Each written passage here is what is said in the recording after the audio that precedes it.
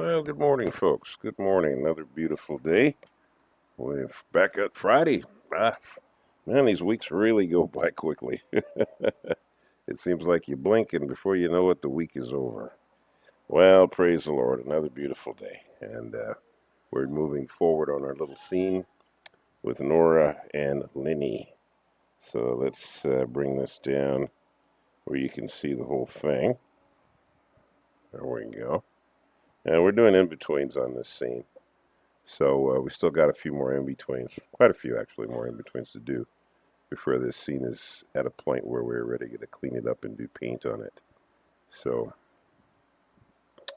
all right. For those of you who are new to my channel, I am Lenord Robinson. Nice to meet you. And I do these uh, real-time tutorials for the express purpose of helping those who are making their own animated short or animated film. Um, not so much as to say, this is the way it must be done. No, I am showing you this because I think it can be helpful to someone to see something done in real time as opposed to doing it a time lapse. There are a lot of time lapse, or there used to be. I don't see them so much now. But I think that people get more out of real time talking about what you're doing as you're doing it. And I think that type of knowledge can be a lot more, you tend to retain it a lot better. I also offer you classes if you are interested in taking a class with me online, wherever you happen to be, and you can be any place. I use Google Meet to do the classes. They are one-on-one classes. So I don't teach the class with a lot of people. I teach it as a one-on-one class. So I'm a bit limited in the number of classes that I can have. My animation class is 10 weeks long, and it's $250, which you can pay in installments. So if you don't have all that money at one time, you can pay it in little bits, and that if that works better for you, because I'm more interested as a teacher to help you than I am in the money that I get. Of course, it's nice to have the money, but you know. So anyway, if you want to contact me, you can leave a comment in the comment section. There's also on my channel there is a website that has email information, you know, and I'd be happy to connect with you that way, and we can do a class for you if you like. I teach a class in animation, but I also teach a class in storyboarding, and I also teach a class in character design. So, um, if you're interested, that would be great. I worked at Disney for a lot of years, so I have Disney training. DreamWorks worked for a lot of different companies. Richard Williams, so I have some knowledge. You know, there's a lot of other great artists out there that I would recommend as well. So, but if I can be a help to you, be more than happy to be a help to you. Okay, so there we go. All right. Okay, so let's see here. We're going. Let's see here. We got up to 27. Let's see, 23, 25. That's 25. That's 27. 29. Oh, it's 31. Okay, so there's going to be a drawing between here and here. Drawing 29. So we'll go over here. I'm working in Rough Animator, by the way, if you're wondering what this program is. You could probably see it on the top left corner there. Rough Animator is a very good program to get. This is the desktop version, which costs $10, and it's an excellent program. User friendly for folks like me who are not super tech savvy, and also too the fact is that you could purchase it, which is also nice. In the wake of so many programs being subscriptions these days, which basically, in my opinion, just draws money away from you. It's nice to be able to purchase a software outright. We're artists and we're not always very rich to have a lot of money. So it's nice to be able to just buy a software and have it. There are a lot of great softwares that I use. All of mine are all of the ones I have I own. Storyboard Pro, for instance, which is Toon Boom, and I can say nothing but great things about Toon Boom. In my opinion, I think it's a fine software. They used to sell it. They don't sell it anymore now. It's all subscription and very expensive subscription.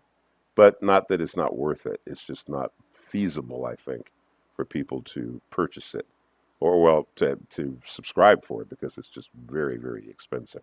All of the big studios use it, and I have used Storyboard Pro in this tutorial. There have been times when I've had scenes that I've done in Storyboard Pro, but I was fortunate enough to buy Storyboard Pro when it was only a little over $1,000, which at the time I thought was also pretty expensive, but at least I was able to purchase it. So I dodged that bullet. All right. Well, anyways, so over here, rough animator. So what I want to do is add a frame here. So this is 20, 25, 27, and then 31. So we're going to add a frame here over here, which is add drawing. Click on that. Add after. Rough animator. When it adds a frame based on the exposure of the frame prior to it. So if that frame was held on the screen for 4 frames, and you click add after, it'll add a blank frame that's also 4 frames. In this case, I had it set on 2s, so it added a frame in 2 frames. All right, so we got Nora going from there to there. So let me blow this back up to the big size where I can see it more. And I was saying to the yesterday that when you do an in between, sometimes you just can just see things. You can just barely see where an in between position might be.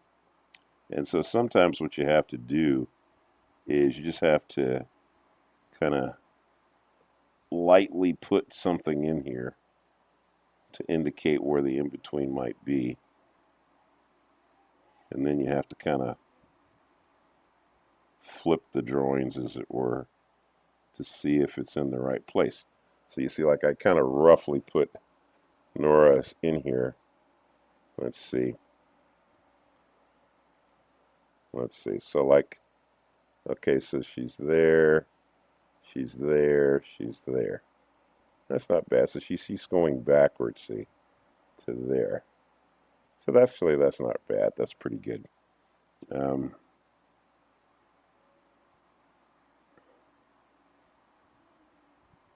yeah, you have to kind of build on, it's a process.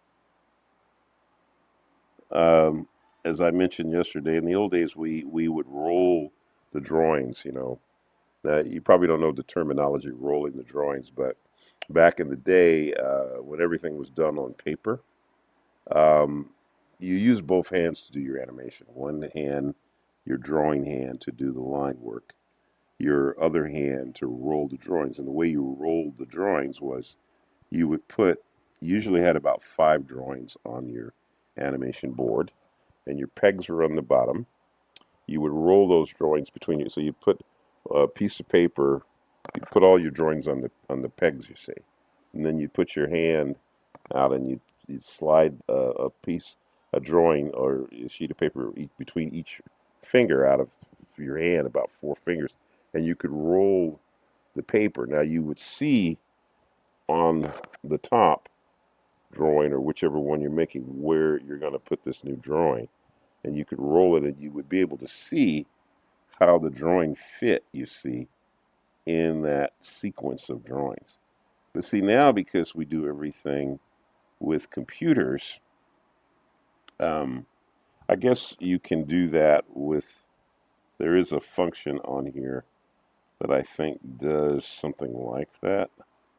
And I don't know if you can, I'm not really sure exactly how to do it that way. Um, but I think there is a little function here that I think does that. So see, that shows you I'm not that tech savvy. I don't know. I just flip the drawings or I play the scene. That's kind of the way I do it because I can see what I'm doing sort of, but I tend to look at the total picture. So right now we're going here to here to here. See, ding ding. So I know that I got it in pretty much in the right place. Boom, boom, boom. Right. So that's how I do it. Now on everything, and the same thing on everything else. It's like her hand with the block there, I can see that, roughly the block is roughly in here, right?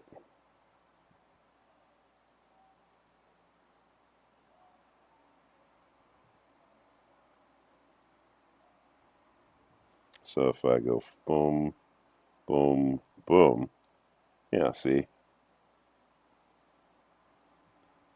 in a way, when you're kind of rolling through the drawings like that, you can actually really see whether the in between drawing is where it should be. You almost see it. You see it better that way, actually, I think, than when you're drawing it and you're making it. 2, 3. And you're going to have a lot of drawing lines and things that are going to overlap. So, you just have to be aware of that.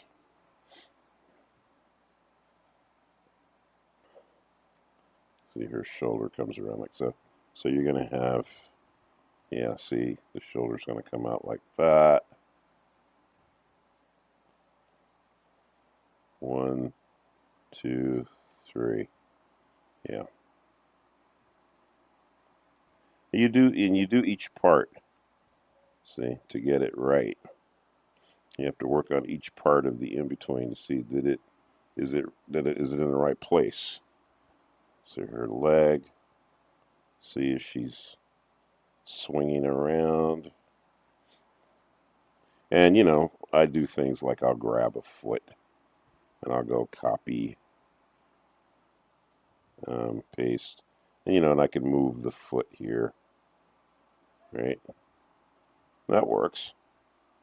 I can do stuff like this, you see, where I can use parts of the character by copy pasting, and it'll give me something in the middle there, which that saves me a little bit. It's not bad. Um,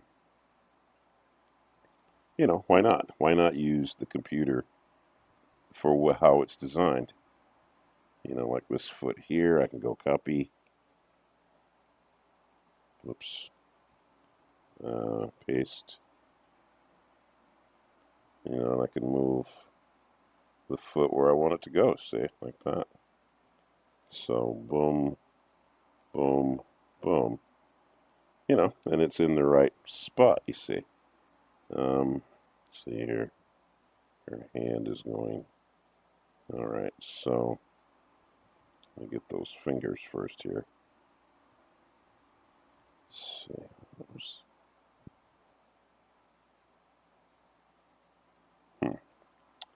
So let's say we got that. So let's go boom, boom, boom. Yeah. All right, and then yeah. So you can see how I'm piecing her together here. There to there. So I got their jumper, probably something like this. See? I see when we play that, it should feel like it's in the right place. Yeah, it does. Yeah, there you go. All right, now with Lenny, and I'll bring this down where you can see it. So make it 100%. So, all right. So with Lenny, he's just still going up, straightening her up. Um, so I'll grab his head, which is the most detailed part of him. Copy that, you see. So we'll go copy, we'll go to the blank in between, paste, and then we'll move his head so that it's in that in between position. Now, yeah, and this is an in between, by the way, a literal in between. So boom, boom, boom. Yeah, see, so he's going boom, boom, and boom. So that's good. All right.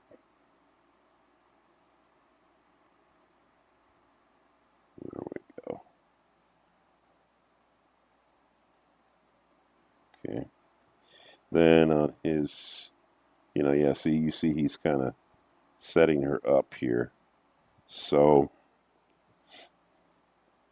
I can kind of see what his hand is doing. It's kind of coming up. Yeah, like that. I mean, usually you can see the space to some degree of where the in-between's going to have to go. So boom, boom, boom. Yeah, there we go. I mean, usually you can see it a little bit.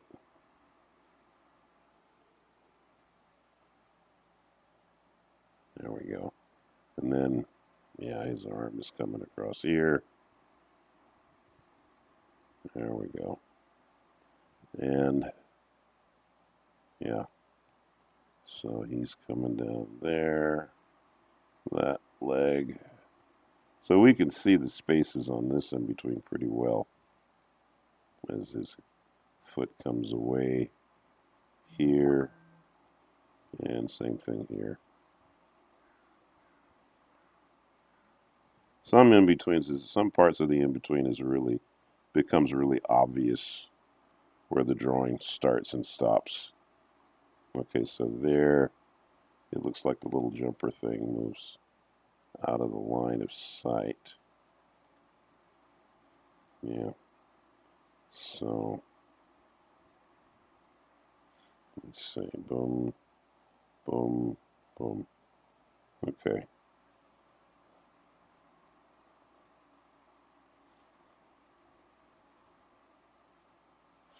See, this is also the reason why I don't think a computer can do in-betweens. Well, the computer can do in-betweens on a computer image. And we're getting a lot smarter about that now. I think it's kind of nice in a way because I'm seeing drawings that are where the computer can take a drawing, copy, paste, take a drawing and it can make that drawing like a 3D image and then you can turn it all around. And that's actually very handy. Because see, what we're trying to do as artists is we're trying to create a drawing. We're not really interested in um, we're interested in the drawing having the integrity of what the artist can create. Instead, the computer animated character has a completely different feel to it than the computer designed character. When you look at Toy Story, you think about the animation very differently than you would if you look at Pinocchio. The old Pinocchio movie. It just feels different because you're not dealing with um, when you're looking at a drawn image, it has a very very different feel. And also too, the animator can do things. You can do things in a drawing that you wouldn't be able to do with a computer image. And even though you can modify and change the shape, and there's all sorts of things you can do, and I think that's great. So I'm not speaking against it. I'm just saying it's a very different aesthetic when you're looking at it, when you're enjoying the film itself. It hits you in a very different way than it would if it were drawn. Because there's just things you can do in a drawing that are a lot more impressionistic, I guess would be a better way to say it. All right, let's see if we can't get another in between in here. So we're going to go from, this is 31 to 37. So we want to take this down from 6 frames to 2. And we're going to add our first in between in here. So we'll add a drawing in here. And so that first in between will be 35. And it'll be a breakdown. All right, so then we're going from there to there on Nora. I think we could probably grab her head here. So let's do this. We'll grab her head here.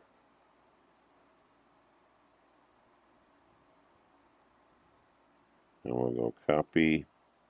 We'll go to the in-between, paste, and then we'll move her head to where we want it to be.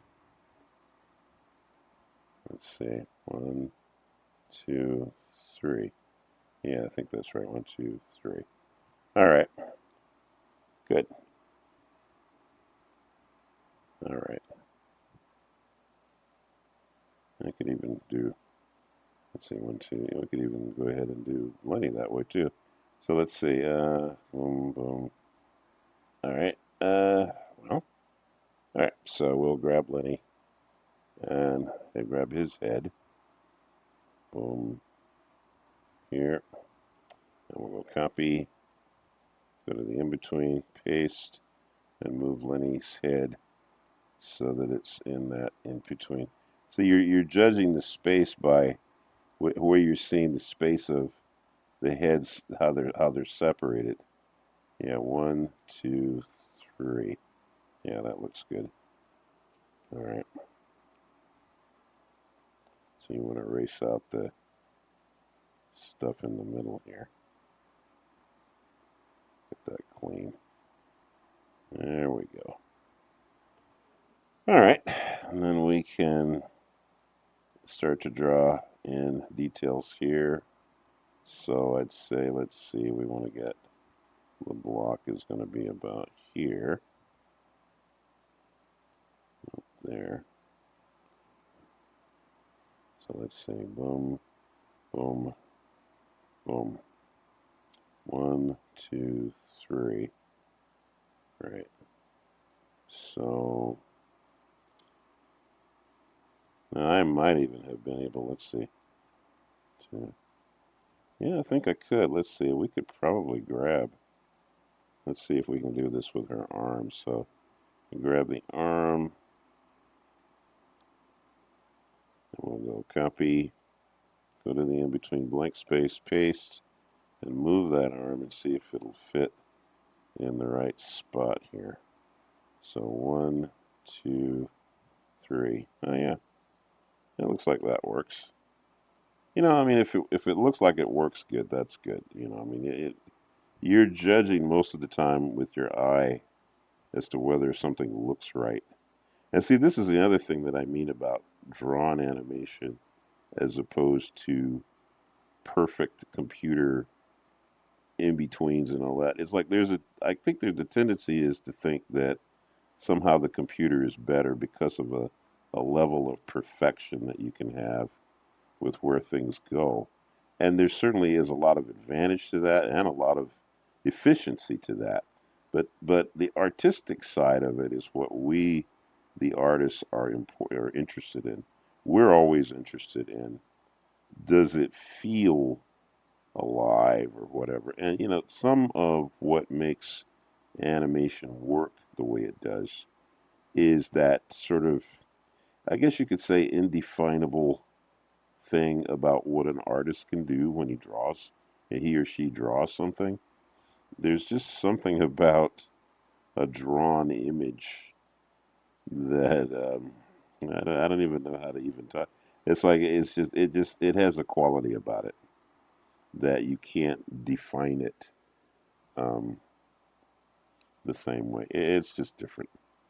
So anyway, we'll just flip that and see how that looks. Yeah, there's going to be another drawing to kind of slow out of that. Yeah, okay. Yeah, it feels pretty good. Well, we're at 24 minutes, so we'll stop. All right, folks. Well, it's Friday, so I guess I'll see you guys, not tomorrow, but I'll see you guys on Monday. Um, don't forget to thank God for your talents and gifts. Have a beautiful weekend. You know, get some rest. That's why God created the Sabbath. I know we're all not Jewish or anything, but you know we should rest. Don't wear yourself out. All right. Have a beautiful week, folks. I'll see you next week. Don't forget, Jesus is Lord.